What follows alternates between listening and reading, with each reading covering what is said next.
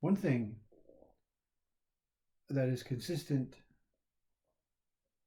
in your life, or in my life, let's not put the onus on you.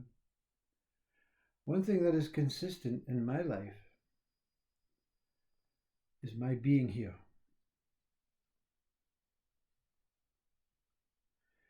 It becomes inconsistent when you say, I'm here awake throughout the day, and I'm asleep in nighttime. It's two different ways of looking at consistency. You see? We always know. Even in deep sleep, we may have to invent dreams as mind to keep us, convinced. We may have to invent a kind of wakefulness to get up in the middle of the night to maybe go to the toilet. Reassurance, you see.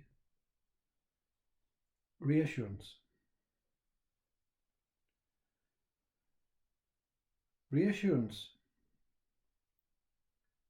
and obedience is the life of the mind. The mind needs to be obedient to that what it serves, you. But it also needs reassurance from you that it's never going to die.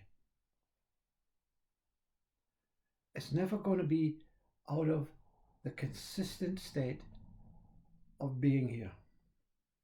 Always and always.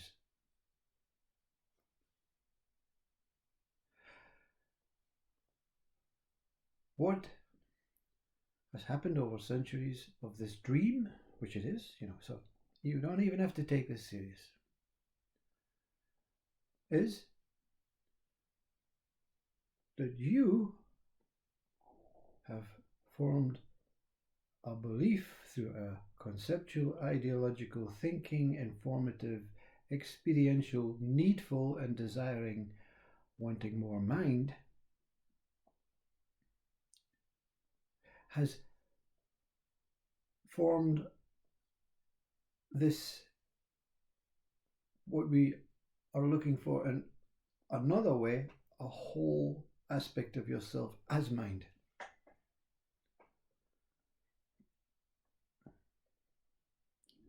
So the mind of doubt, which is the secondary mind, which doesn't die, but it has to separate from the body on its final moment, wants to fulfill the same dream as where it arose from in its pure state of always here, no end. So it itself has created an idea that it doesn't require reassurance nor obedience, you see. And if you look at it in our human life, certain humans, they are very obedient. They need reassurance. They need to be paid for work. They need to be respected. They needed to be given certain rights within this civilization. Yeah?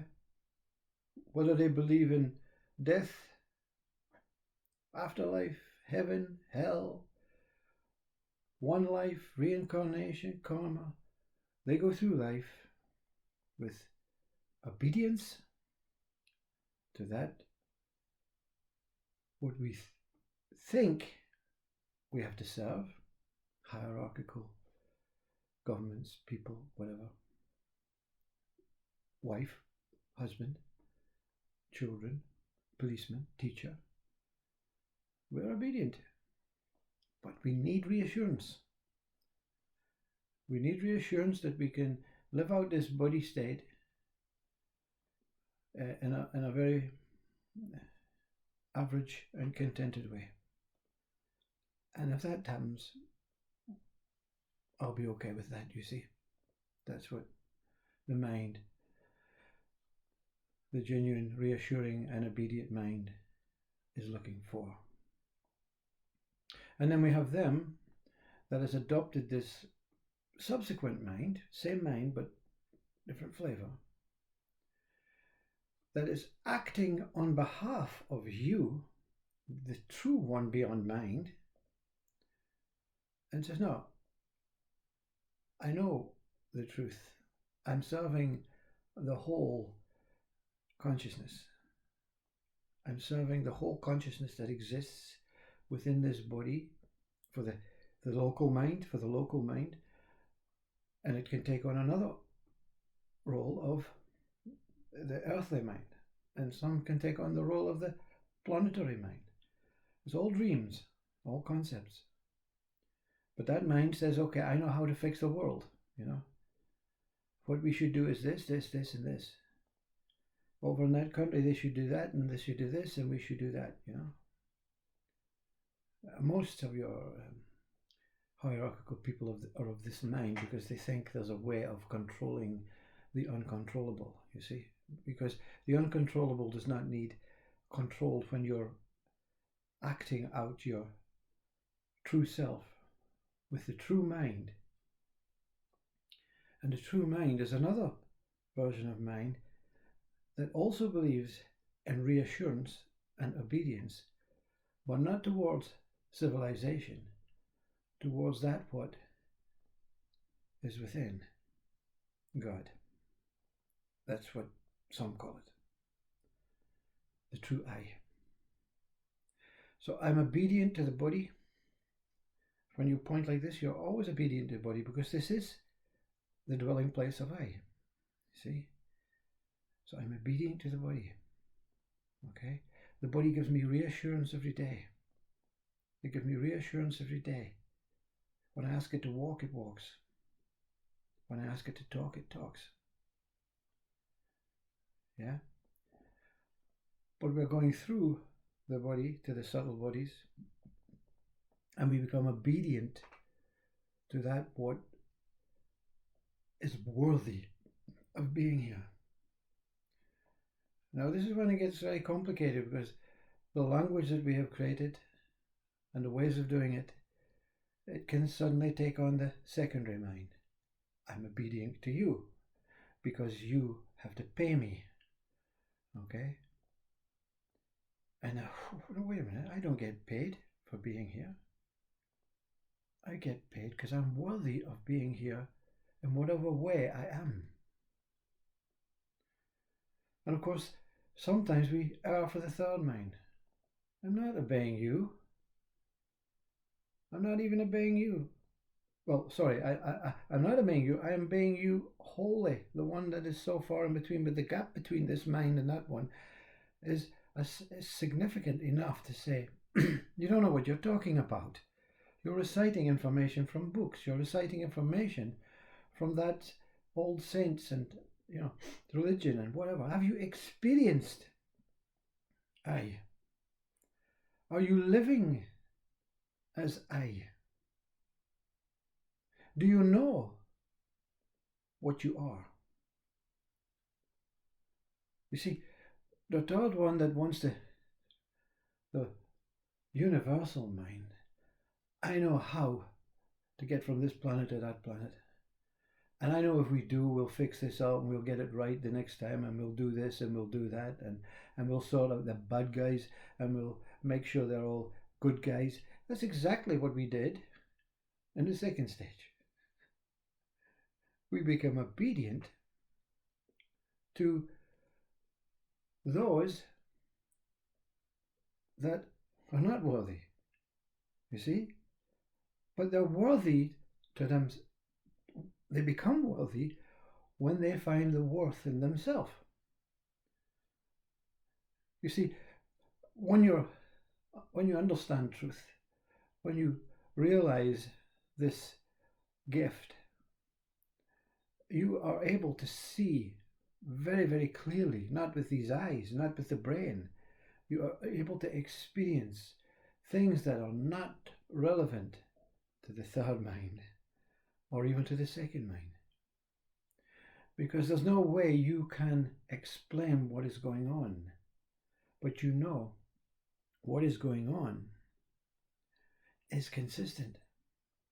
Not the actions, the activities, the words, the languages, the experiences, the identifications, the knowledge, the information, the beliefs, the hopes, they're not consistent, you see. Like our body is not consistently, well, actually the body is consistent, you see, because even in deep sleep, it moves. Yeah? Yeah? It's consistently moving. The mind in deep sleep is consistently moving. Sometimes it moves so subtle that it does nothing. But the consistency comes from letting everything, the opposing states of movement and stillness being different, you see. If there's a difference between stillness and movement, there's an inconsistency in your mind. You see, that's why it's so difficult.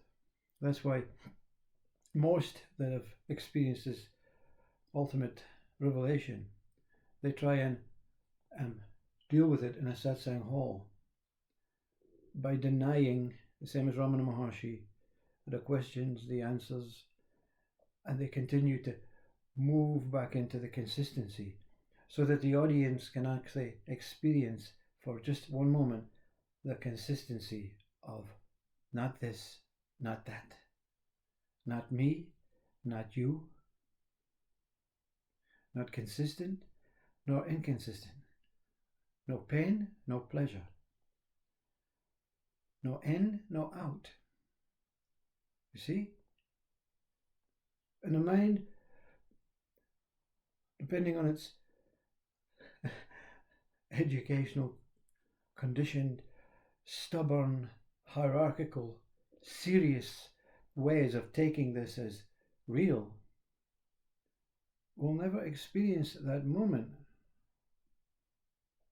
where consistency and inconsistency die to reveal the truly that it is. You see? The truly that it is. It's neither consistent nor inconsistent. It is beyond all aspects of understanding and what is taking place.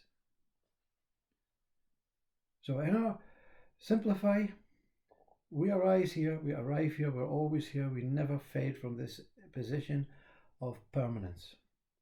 Okay? But again, permanence has an opposite of impermanent. So we are something that is not explainable and not understandable to a mind that knows opposing values. A mind that lives in opposing values. A mind that believes in opposing values. And this stops the mind in its tracks. And if the mind is stopped in its tracks, third mind, second mind, it witnesses its true one that it serves. And it becomes obedient. And it needs no reassurance. It needs no reassurance. And the obedience is to be truly as that it is. That's the words that God used to Moses. And we as mind with a language, an interpretation way, a meaningful way, believe it's I am that I am. I am that I am. No, I am that I am. So we try and work out what it means. So when you say, I is truly as I is. It makes no sense. If it makes any sense to the mind, then it's on another journey of trying to understand obedience, reassurance. It needs reassurance to understand what it just experienced. When you meet or hear or see or touch or feel or understand fully through an inner journey this God, you don't need reassurance. You don't have the choice to be obedient. You cannot move from the, what is it they call you when you are hypnotized to the state that, to the power, to the magnitude of what you witnessed within yourself. Some call it God, some call it self, some call it emptiness, some call it Brahman, Atman, absolute source. It matters not what name you give it. It is beyond mind. It is beyond opposing values. It is beyond trying to be obedient and needing reassurance. It just simply is that it is. The words themselves don't express the fullness of consciousness, but they allow you to merge and sink and dissolve into the true state of being beyond I.